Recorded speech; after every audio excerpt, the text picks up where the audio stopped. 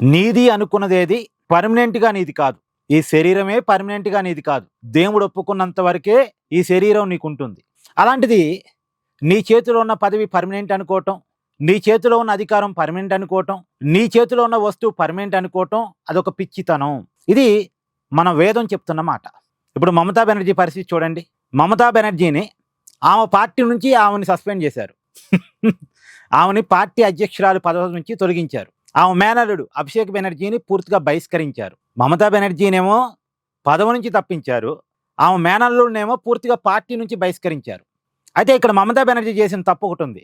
మామూలుగా తనకు వ్యతిరేకంగా తన పార్టీ ఎమ్మెల్యేలు తిరగబడ్డప్పుడు, తనకు వ్యతిరేకంగా తన పార్టీ ఎంపీలు తిరగబడ్డప్పుడు తనేం చేయాలంటే పార్టీ జిల్లా కమిటీలు, రాష్ట్ర కమిటీ, ఈ కమిటీలన్నిటితోటి ఒక సమావేశం పెట్టి పార్టీ అధ్యక్షురాలుగా మరొకసారి తనను తాను ఎన్నుకునేలా చేసుకోగలిగి, దాని తర్వాత పార్టీ నాదే అనే హోల్డింగ్ని తెచ్చుకొని ఆ రెబల్ ఎమ్మెల్యేల మీద, రెబల్ ఎంపీల మీద చర్యల కోసం అసెంబ్లీ స్పీకర్కి అలాగే లోక్సభ స్పీకర్కి లెటర్ రాయాల్సి ఉండే, లేదు వాళ్ళందరినీ పార్టీ నుంచి సస్పెండ్ చేయాల్సి ఉండే.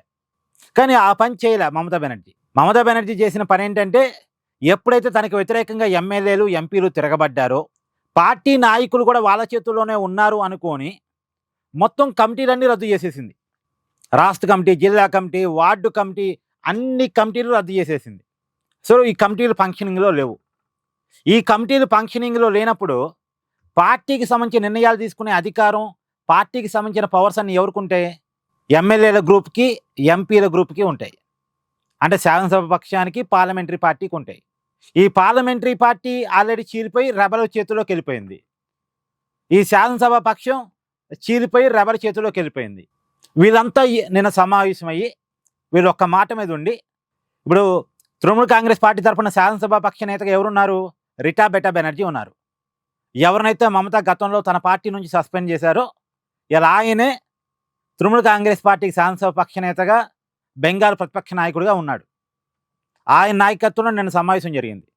నిన్న సమావేశం జరిగి మమతా బెనర్జీని పార్టీ ప్రెసిడెంట్ పదవి నుంచి తప్పిస్తున్నట్టుగా, మమతా మేనల్లుని పూర్తిగా పార్టీ నుంచి బహిష్కరిస్తున్నట్టుగా నిర్ణయం ప్రకటించారు.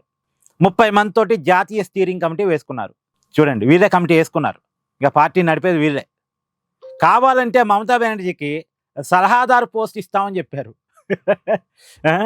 తను స్థాపించుకున్న పార్టీకి మమతా బెనర్జీకి సలహాదారిగా ఉండదలుచుకుంటే ఉండాలి.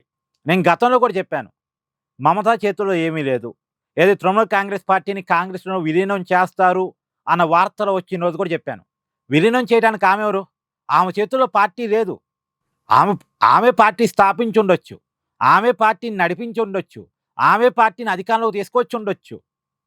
ఆ పార్టీకి ఐకానిక్ లీడరు ఆమె కావచ్చు. ఇదంతా గతం, ఇప్పుడు కాదు. ఇప్పుడు పార్టీ నాయకత్వం ఆమె చేతిలో లేదు. పార్టీ తరఫున గెలిచిన ఎమ్మెల్యేలు మెజారిటీ భాగం ఆమె చేతిలో లేరు. ఎంపీలు ఆమె చేతిలో లేరు. ఇప్పుడు మొత్తానికే పార్టీ మొత్తం ఆమె చేతిలో నుంచి వెళ్ళిపోయింది. ఆమెను పార్టీ పక్కన పెట్టేసింది. ఇప్పుడు ఆమె చేయగలిగిందల్లా ఆమె మేనల్లుడు ఇద్దరు కలిసి కాంగ్రెస్ పార్టీలో జాయిన్ కావటం. తృణమూల్ కాంగ్రెస్ పార్టీని విలీనం చేసే హక్కు ఇప్పుడు ఆమెకు లేదు. ఇక చేరదలుచుకుంటే ఆమె కాంగ్రెస్ పార్టీలో చేరాలి. నేను గతంలోనే చెప్పా, ఇప్పుడు అదే పరిణామాలు జరుగుతున్నాయి. ఇక్కడ మీ అభిప్రాయాన్ని కూడా కామెంట్ చేయండి. Please do like, share and subscribe this channel.